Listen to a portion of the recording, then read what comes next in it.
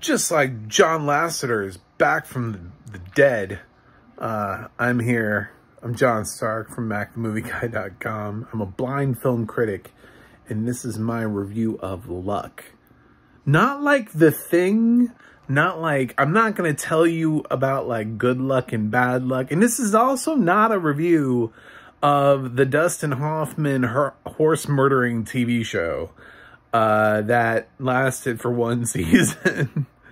I think Nick Nolte was in that too. I shouldn't put that all on Hoffman. That was on HBO, and like the horses died, and HBO was like, well, we can't have that. We're gonna have to cancel that show. Yeah, this is a new movie on Apple, and it's produced by John Lasseter because Disney was like, we can't have you around anymore because Me Too. And Apple was like, we got you. Come over here. So, I guess if your Me Too scandal, whatever, just flies enough under the radar, you can pop up anywhere. So James Franco is going to play Fidel Castro now. Fun times we live in. Yeah, so John Lasseter is producing this, which is why the film is unusually good. Is it perfect? No. John Lasseter obviously is not a force by himself. He's not somebody who carries the whole film across the finish line by himself. He obviously needs his team. Now, he did bring John Ratzenberger along with him. He got that dude. That dude is he does voice one of the characters in this. But he created an emotionally manipulative, and it got me, film. He manipulated my emotions by giving me Sam, who is a girl who has had just bad luck. Nothing but bad luck her whole life. She's in the foster care system. I don't know what the hell happened to her parents, but she's been left to, fend for herself. And she's in foster care, and now she is aging out of the system. And she's going to be moving in her own place. And, she's sad that she never got adopted. And there's this other little girl there that also hasn't been adopted, that's younger than her. Obviously not the same age. I can't tell you what age because nobody ever says it. They're never like, I'm 10. She just sounds younger. And she really wants to be adopted and find a forever home and have forever parents. And all of you are terrible people for not adopting these children. I blame all of you. I wanted to adopt animated children during this movie. Like, I was like, can somebody please adopt this fucking child? She sounds adorable, by the way. Like, I don't understand who these people are that are not adopting these kids, because they sound like the most, adoptable, like, lovable, cute kids in the entire world. So that's what the film, it manipulates you that way. But Sam has terrible luck. It's like she was born just, when they say the wrong side of the tracks, she was born in a town where luck doesn't exist. And then she finds out that's kind of a thing. She's kind of just talking about how crappy her life is to a cat. And then the cat leaves behind this coin.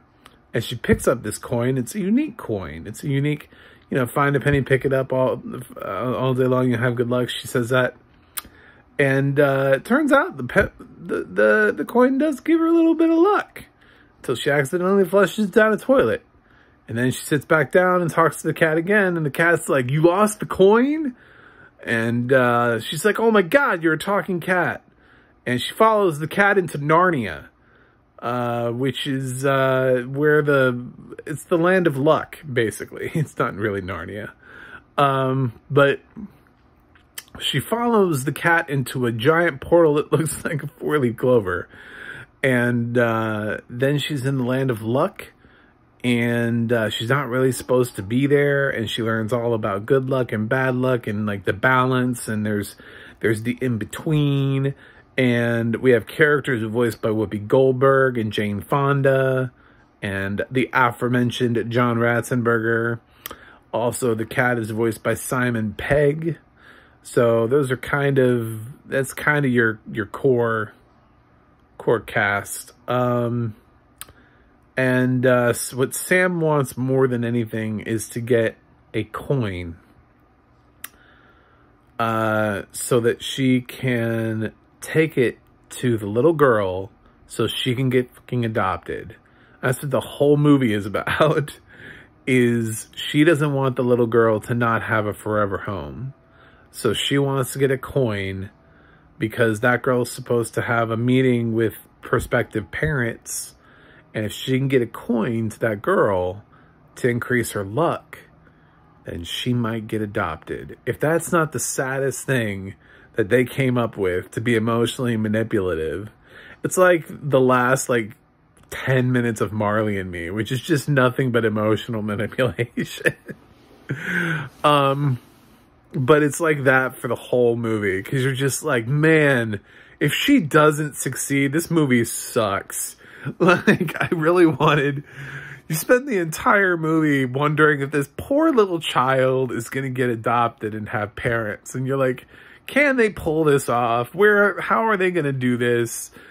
What kind of magic can we possibly give this child? This poor foster child who just doesn't want to age out of the system like Sam, because basically Sam can't be fixed. Like Sam can't be adopted. She's already an adult. She's got an apartment and a job.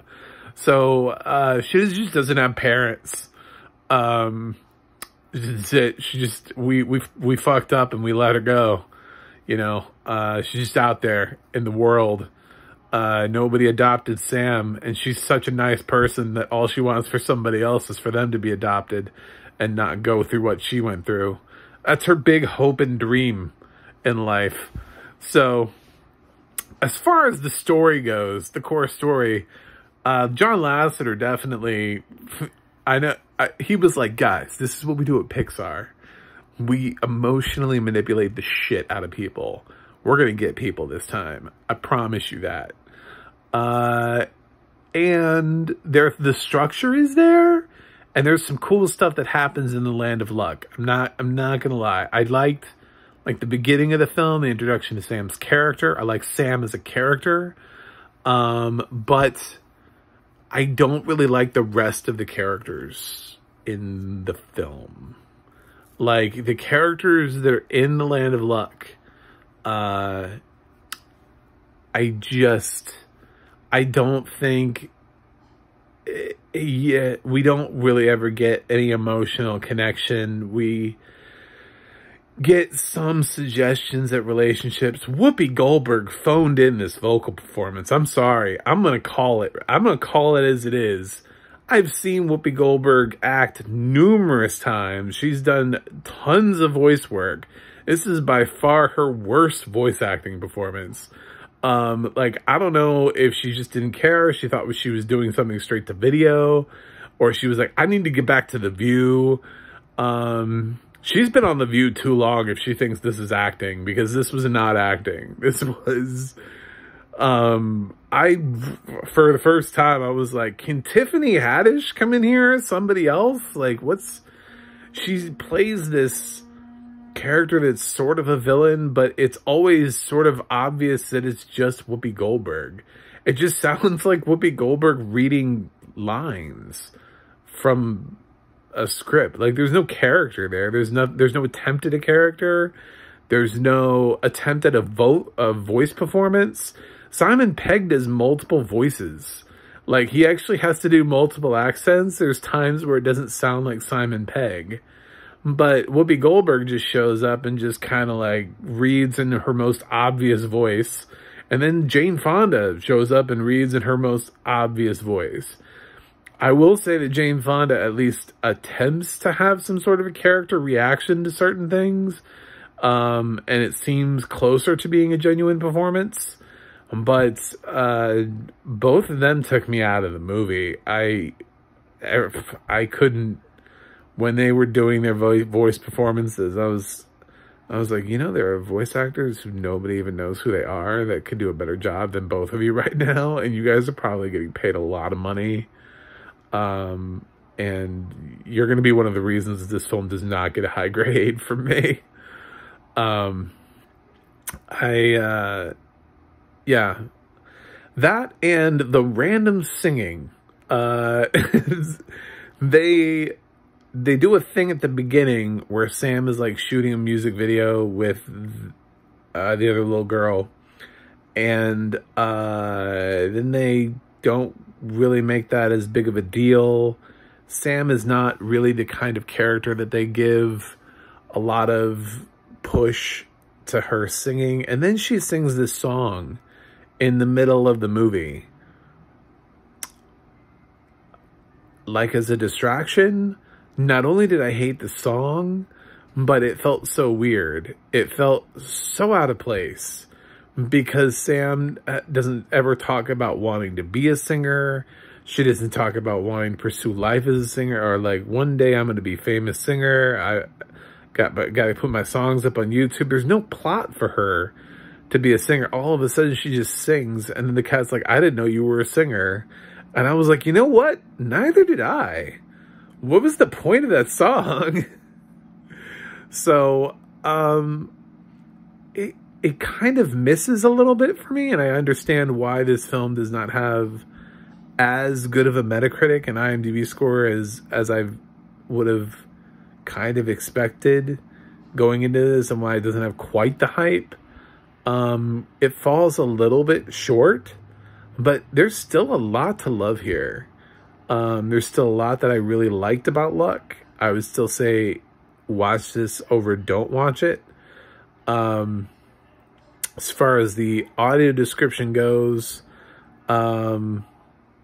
I swear to God, and this may be me, because I always have kind of like my keyboard out so I can type down, so I can get the name. And I was typing, and I'll admit, I was typing Pixelogic at the time. I started typing this dude's name when he said it, and it sounded like his name was Jackson Thesaurus. And I'm like, that can't be a thing. His last name is Thesaurus? So I'm going with Jackson Thesaurus. And if his last name is not Thesaurus, I'm sorry. But that's what I heard. I did have my speaker was talking, you know, because when we type, blind people, we know we type. It tells us what, you know, it's like JACK and so like it was typing, and I swear it said Thesaurus, and I just, okay, cool. He felt like a new audio narrator to me, so maybe that is his name. He's breaking into the business.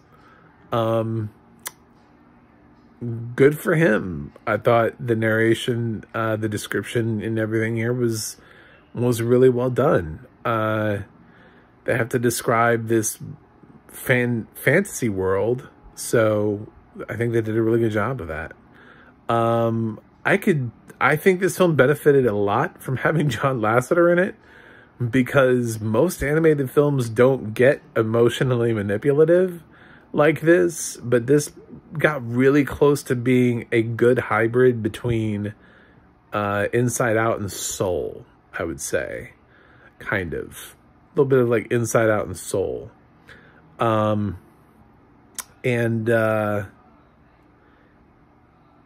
If they had just fixed a couple of things, I think Luck could have been in the running for animated feature. But it's got a couple of problems, and they're kind of glaring ones.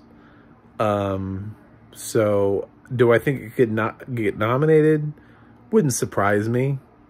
It's a hell of a lot better than Lightyear. So, there's that. Anyway, I'm going to go ahead and I'm going to give Luck a B.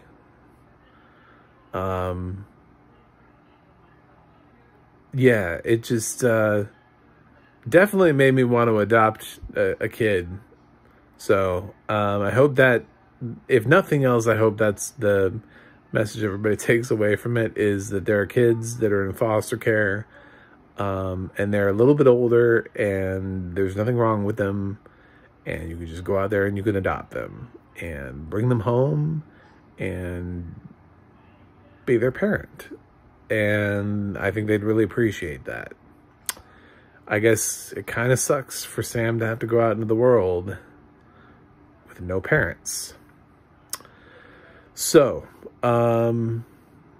that's my review, and you can let me know what you think in the comments. Please like and subscribe. MacTheMovieGuy.com is my website. The audio description project, adp.acb.org, will let you know what movies have audio description, where you can watch them, and the adna.org will let you know what Mr. Jackson Thesaurus has been up to. If that is, in fact, his real name. I don't know. Anyway, that's it for me on the Sea Beast. Yes, I'm wearing glasses. I got shit in my eyes again. And that's it. I will see you on the other side. See you on the other side of the in-between.